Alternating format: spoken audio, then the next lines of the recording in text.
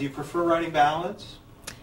Yeah, I'm best at it. A lot more comes out. I mean, I've just started writing my second solo album, and I've got right now 6 ballads, and that's it, because nothing else comes out of me. You know, I just have such a drive to write ballads.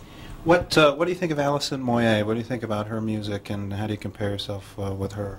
With her, to be honest, I don't know, because I feel that her record company, which I believe in England are CBS, I don't know about here, but they must have been fooling her around a lot, because it's sort of 2 years between, you know, she releases something quite beautiful and then nothing for a year and a half. Because I think what they're doing over there, they keep making her change styles all the time.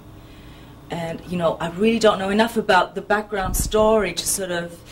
I mean, I would say to her, don't do it, girl, do what you want, and you dictate to them. You know what I mean? But I don't know the story. Musically, I don't compare myself at all. I would just do it in the sense that she also writes very emotional, strong, very deep tunes, and she can do dance music or ballads. Yeah. I don't want to compare her in any other way other than that. Yeah, I just would wish her more success, because she had that beautiful dance song out, She Keeps On Whispering Your Name. That one, which was a big hit in England, and since then there's been nothing. So that's really strange. It means bad record company, usually. What's the difference that you see between the music scene in Europe or England and here in the States? I mean, again, I know very little about the States. The UK is more. It's simpler to understand. It's more accessible. It's so much smaller. It's very much also based on hype, because you only have a handful of magazines and you only have one national radio station. Okay, if this radio station decides to play your record, it's a hit. If they decide not to playlist you, then it's a flop, right? So you get judged badly. You know, just because some radio station that only playlists 6 records out of 300 a week, you know. So you get judged a lot. So one minute you're down there and you get judged because some anonymous record company didn't put you on a playlist. The next moment you're up there because someone decided to hype your record. And, you know, it's a lot. And what that means is everything moves very, very fast, yeah. So you can go in at number 18...